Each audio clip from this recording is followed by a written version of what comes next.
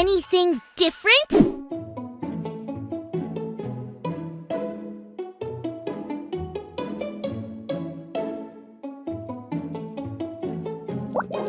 I cleaned my room.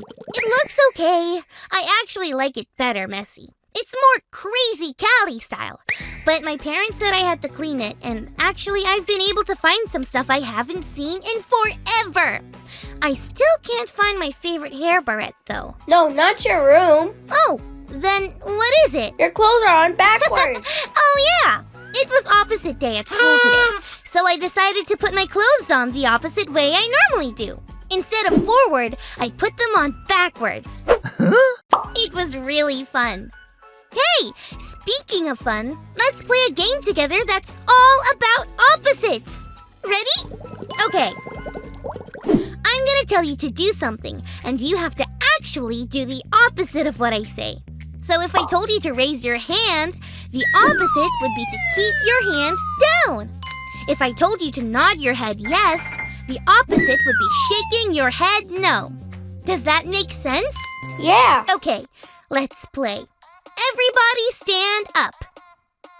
Oh, did you stay seated? If you did, you got it. That's the opposite. Good job. Now, stay seated. Did you stand up? Great, that's the opposite. Now, close your eyes. Did you keep them open? Yes, that's the opposite. Now, take 2 steps forward. Did you take 2 steps backward? Yes, that's the opposite. You all got it. It was really fun to have opposite day at school. And it was really fun to play that game with you. I wonder what we can learn from the Bible about doing the opposite. Let's check out our Bible story for today. It's time for today's Bible story. It comes from the book of Luke, chapter 5. One day, Jesus was teaching a crowd of people next to a lake. The crowd was getting bigger, and everyone was pushing in so they could hear Jesus. Jesus saw a couple boats next to the lake, and so he got in one and taught the crowd from the boat. Jesus was really smart, and he knew the water would help his voice be louder so that more people could hear him without pushing each other.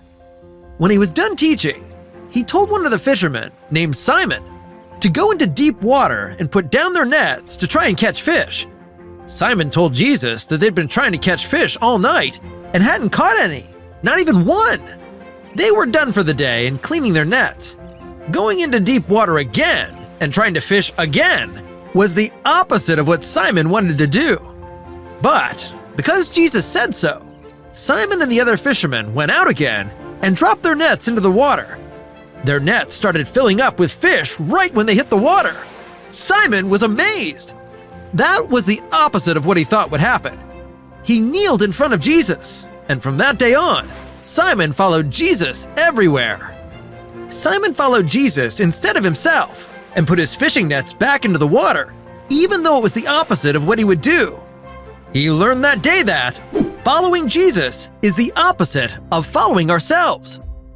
Guess what, friends? While we were listening to that awesome Bible story, I found something amazing! I thought I lost it forever and always, but here it is! I never would have found this if I hadn't cleaned my room. When my parents told me to clean my room, it was the opposite of what I wanted to do.